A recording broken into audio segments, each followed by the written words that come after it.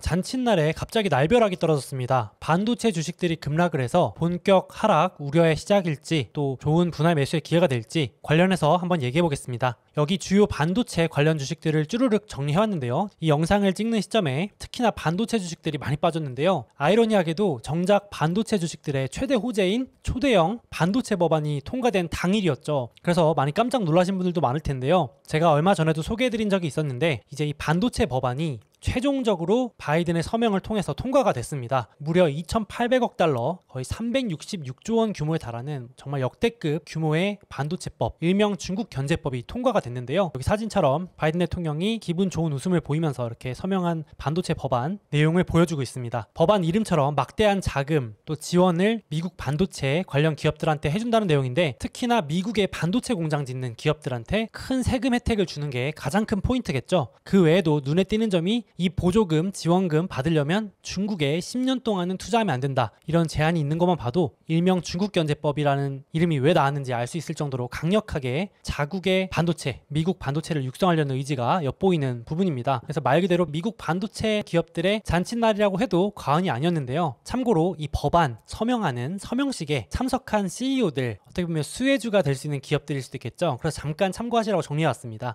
미국의 반도체 공장을 짓고 지을 계획이 있는 인텔, 또 마이크론 CEO들도 참석했고요. 서명식에 AMD라는 반도체 기업 CEO도 참석을 했습니다. 또 이 반도체가 미국에 지어지면 조금 더 원활하게 값싸게 반도체를 공급받을 수 있는 방위산업 기업인 로키드 마틴, 무기 미사일 제조사죠. 로키드 마틴 CEO도 참석을 했습니다. 거기에 지금 자동차 관련 반도체들도 공급망 이슈 이런 것들 때문에 문제가 많은데, 역시 자동차 기업들도 숨통이 트이는 효과를 보기 때문에 관련 인사들도 대거 참석한 걸 알 수 있습니다. 이렇게 어떻게 보면 크게 수혜를 보는 업종이 참석한 인물로서 보여지는 게 아닌가 싶어서 정리를 해왔고요. 또 이 법안 최종 성명 전날에 미국의 주요 기업들이 백악관에 모여서 회의를 합니다. 백악관 국가경제위원장이 주도해서 비공개로 면담을 했는데요. 모인 기업들 보시면 반도체 장비 어플라이드 머티리얼즈라는 회사의 CEO, 또 파운드리, 생산 기지를 운영하는 기업이죠. 미국의 글로벌 파운드리 CEO도 참석을 했고요. 또 자동차 GM이나 포드의 CEO도 참석을 했습니다. 그래서 이렇게 참석을 해가지고 백악관에서 투자 동료를 하는 거죠. 이제 밀어줄 테니까, 법안 통과될 거니까 팍팍 투자해라, 이렇게 투자 동료, 내부 결속 다지기. 사실상 이거 보면은 대놓고 자국 보호, 미국 기업들 밀어주기에 가까운 모습을 보여주고 있는 거 아닌가, 이런 생각까지 들었는데요. 또 이 자리에서 화답하듯이 퀄컴이 글로벌 파운드리의 CEO와 협업 발표를 합니다. 빅딜을 발표하는데요. 규모도 엄청 큽니다. 기존에 계약했던 거 대비 2배 합쳐서 총 2배 규모의 투자를 발표하면서 이제 향후에 퀄컴이 설계한 반도체를 글로벌 파운드리의 뉴욕 공장에서, 그러니까 미국의 공장에서 생산하겠다, 투자 계획을 발표한 거죠. 그래서 제가 좀 더 찾아보니까 퀄컴 CEO가 향후 5년 동안 미국에서 생산하는 반도체 양을 50% 이상 늘리겠다, 이렇게 발표를 했습니다. 이런 계획들이 다 이번 통과된 법안의 수혜가 될 수 있는 부분이겠죠. 또 거기에 이 법안이 통과된 날 미국 대표 메모리 반도체 기업 마이크론이라고 있습니다.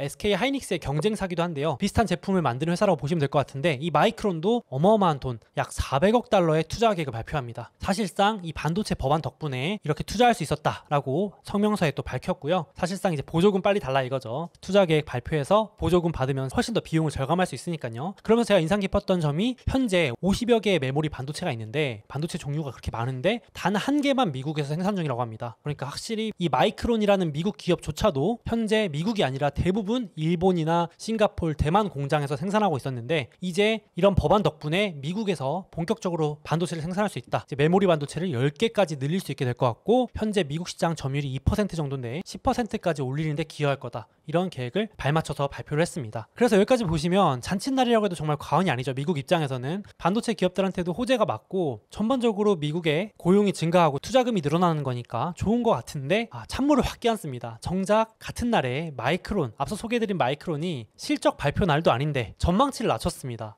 요즘 기업들이 속된 말로 자진납세하는 경향이 좀 있는데요. 실적 발표 전에 미리 좀 안 좋을 것 같다면서 밑밥을 좀 까는 거죠. 이런 일들이 많아지고 있습니다. 그래서 보시는 것처럼 마이크론 CEO가 반도체 부진이 예상보다 심각하다, 제가 정리를 해보니까 지난 분기, 그러니까 5월 달에도 마이크론이 메모리 반도체 수요가 안 좋다고 했었습니다. 근데 이번에도 역시나 반도체 수요가 계속 악화되고 있다. 특히나 가면 갈수록 재고가 급격히 늘어나고 있는 게 우려스럽다. 그래서 단기로 이 상황이 끝날 게 아닌 것 같고, 이번 분기는 물론이고 다음 분기는 내년에는 심지어 실적이 역성장, 감소할 것 같다. 이렇게 되니까 이 기업의 현금 흐름이 적자가 된다고까지 했습니다. 지금같이 긴축 시기, 특히 유동성이 말라가는 시기에는 더구나 월가, 특히 기관, 투자자들이 현금 흐름을 중요시하는데 버틸 수 있어야 되니까요. 이 현금 흐름조차 적자 전환한다고 하니까, 마이너스 감소한다고 하니까 상당히 걱정이 커질 수밖에 없었겠죠. 그러니까 당연히 지출을 줄이고 허리띠 졸라매고, 또 공장을 장기적으로 짓겠지만 당장 수요가 줄어드니까 급하게 할 필요가 없겠죠. 그래서 올해 설비, 공장 짓고 그 안에 장비 설치하고 이런 것들을 크게 줄인다고 하니 역시 최대 피해주는 장비주가 되겠죠. 반도체 장비를 만들어서 파는 회사들. 그래서 특히나 장비를 파는 주식들의 낙폭, 하락폭이 컸습니다. 바이든 대통령도 이런 말 그대로 잔칫날의 날벼락, 거의 재뿌린 셈이 됐죠. 물론 하루의 주가 흐름이긴 하지만 여기 노란색 음영, 반도체 장비 회사, 대표적으로 ASML, 어플라이드 머티리얼즈, 램 리서치 등등의 반도체 회사들의 주가가 특히나 낙폭이 컸었던 게 좀 이 이유도 있습니다. 어떻게 보면 반도체 법안 통과되면서 삼성전자라든지 하이닉스, 마이크론, 인텔 등등의 글로벌 반도체 기업들이 공장을 짓고 장비를 살 거라는 기대감이 더 불었었는데, 지금 마이크론이 당장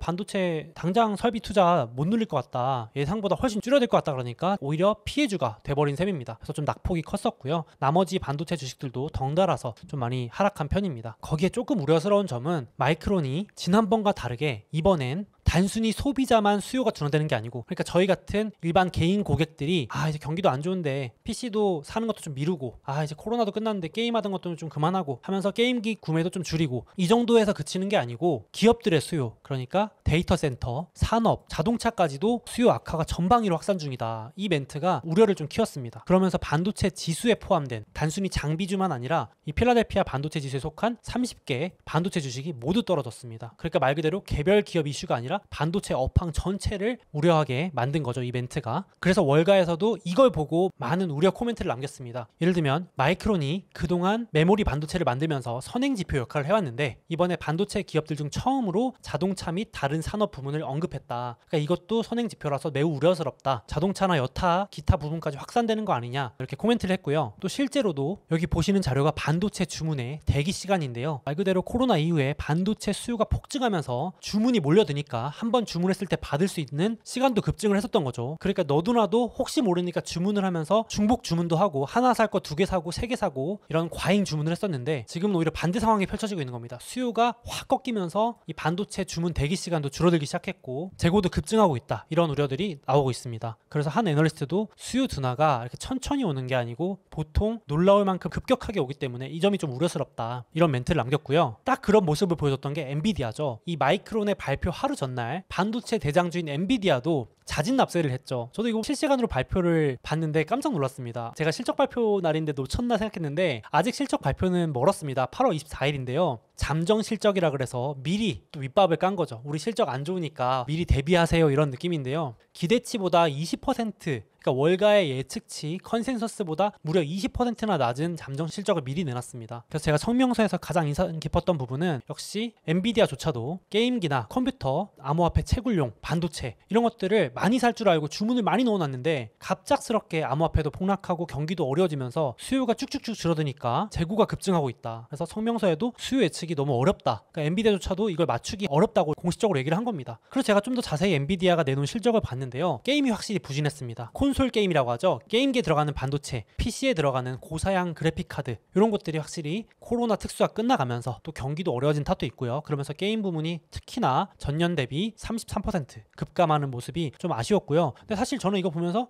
게임 둔화되는 거는 인텔도 말했고, 지난주에 AMD라는 반도체 경쟁사도 이미 말했고, 여러 기업들, 삼성전자 같은 기업에서도 PC 이런 것들 재고 쌓인다, 이래서 저는 크게 걱정을 안 했는데 시장이 여기까지 걱정을 하는 거죠. 이 차세대 먹거리이자 성장 동력인 데이터 센터, 이번에는 선방을 했습니다. 61%나 그래도 성장을 했는데요. 심지어 역대 최대 분기 매출입니다. 그런데 시장은 이제 마이크론 발표 보니까 지금 게임도 안 좋아지는 건 당연한 얘기고, 이제 데이터 센터, 다른 산업까지도 반도체 수요가 줄어드는 영향이 있겠구나, 엔비디아도 무사하지 못한 거 아니야? 이런 우려가 끼고 있는 겁니다. 그래서 실제로 이번 주에도 월스트리트저널에서도 클라우드 기업들 수요 감소를 우려하는 컬럼을 내기도 했는데요. 클라우드 거인들, 대표적으로 아마존이라든지 마이크로소프트, 알파벳, 구글이죠. 이런 회사들이 클라우드 거인들인데, 제 아무리 클라우드 거인들이어도 경기 둔화 오고 이러면 계속해서 투자하긴 어렵다. 이 구름 회사들이 비를 계속 무한정 만들어내기 어렵다, 이렇게 비유를 해놨는데 말 그대로 투자를 계속하기 어렵다는 얘기죠. 그래서 이제 데이터 센터까지 수요가 줄어들면 보면은 엔비디아, AMD부터 메모리 반도체 만드는 마이크론 또 기타 반도체 회사들, 다른 경쟁 반도체 회사들 전방위적으로 안 좋겠구나 우려를 하는 겁니다. 그래서 여기 보시는 것처럼 한 애널리스트도 그동안 반도체 회사가 클라우드 쪽이나 데이터 센터 이쪽의 수요 감소에 대해서 말하는 걸 들어본 적이 없는데 이제 처음으로 이 얘기가 나왔다. 그래서 우려스럽다. 메모리 반도체는 실시간 경기 지표이기도 한데 마이크론 쪽에서 우려하는 거 보니까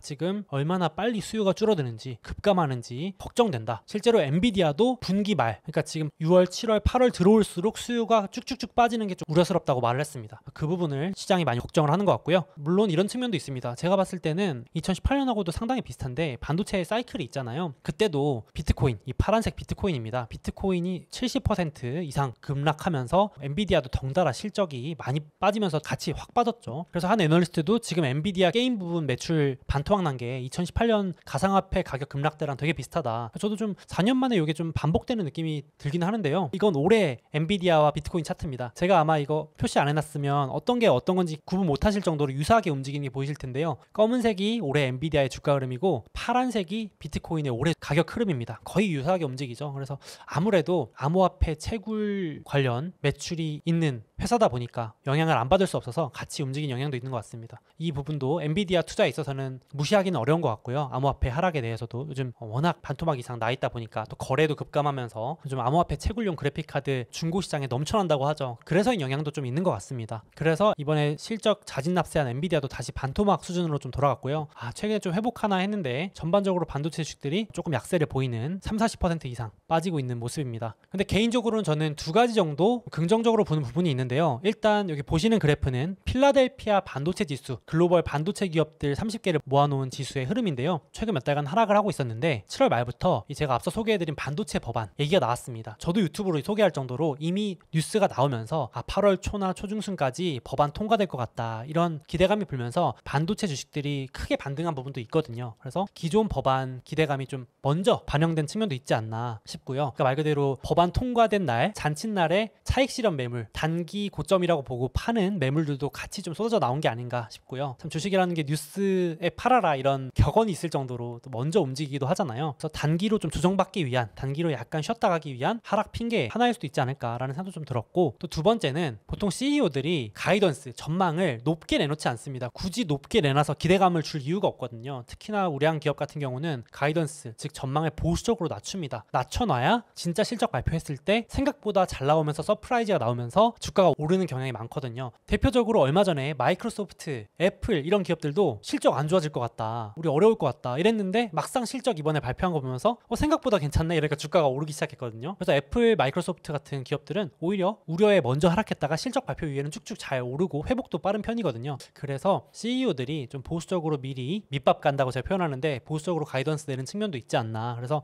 두 가지 부분이 결합돼서 폭락에 가까운 좀 큰 하락을 보였는데, 개인적으로는 앞서 소개해드린 것처럼 이번에 통과된 법안이 단기적으로 끝날 이슈가 아니라 중장기적으로 규모 자체도 크고요. 이름도 일명 중국 견제법이라 부르듯이 미국이 완전히 반도체 판도를 바꾸기 위해서 하나의 신호탄을 날린 거나 다름이 없다 이렇게 생각이 되기 때문에 중장기적으로 이번 법안의 수혜를 받는 반도체 기업들한테는 이런 하락이 또 기회가 되지 않을까 개인적으로는 좀 긍정적으로 보고 있습니다. 이번에도 바이든 대통령이 이 법안에 서명을 하고 이 연설을 하는 내용 중에서 인상 깊었던 부분이 대놓고 중국에 견제구를 날렸습니다. 오죽하면 이렇게 직접 말했습니다. 중국이 이 법안 통과를 저지하기 위해서 로비를 했다. 그게 이상할 정도가 아니다. 지금 미국은 한때 반도체 관련 연구개발 순위에서 1위를 했던 국가인데 현재 9위까지 밀려났고 중국은 그 사이에 수십 년 만에 8위에서 2위까지 올라왔다. 지금 미국의 반도체를 살려야만 한다. 이러면서 미국의 반도체 산업 육성 의지를 상당히 강하게 보여줬다. 이런 생각이 들었습니다. 그래서 이런 미국에서 반도체를 만드는 관련 기업들은 중장기적인 성장과 함께 또 수혜를 볼 수밖에 없지 않나 싶어서 이런 하락이 오히려 스트레스가 아니라 조금 더 수량을 늘릴 수 있는 보유 지분을 늘린다 이런 관점으로 봐야 되지 않을까 생각을 합니다. 물론 단기간 변동성도 클 것 같고 제가 밑에도 써놨지만 리스크가 아무래도 경기에 영향을 받는 경기 민감주기 때문에 생각보다 심각한 경기 침체 지금 많이들 우려하고 계시잖아요. 올해 말 내년에 경기 침체가 심각하게 올 수 있다, 혹은 경기 둔화가 오래 지속만 돼도 이런 반도체 수요가 계속 둔화되거나 지지부진할 수 있으니까 그런 부분의 리스크는 분명 존재한다. 근데 다시 한번 말씀드리지만 이런 반도체 주식들은 그럴 때 오히려 지분을 확보해 간다 이런 관점으로 보면 스트레스를 덜 받지 않을까. 어떤 주식이 여기서 도저히 좋을지 모르겠다. 뭐가 더 오를지 모르겠고 뭐가 나쁠지 모르겠다 하시는 분들은 역시 가장 좋은 건 반도체 ETF가 또 대안이 되지 않을까 싶습니다. 그래서 또 오늘 마침 급락도 했고 또 저도 관심도 많고 길게 보고 모아가는 기업들이 많아서 저도 또 비중이 많은 편이고요. 그래서 구독자분들께 제 생각도 말씀드려 볼 겸 정리해왔습니다. 또 구독자분들도 관련해서 생각들 댓글로 많이 남겨주시면 좋겠습니다.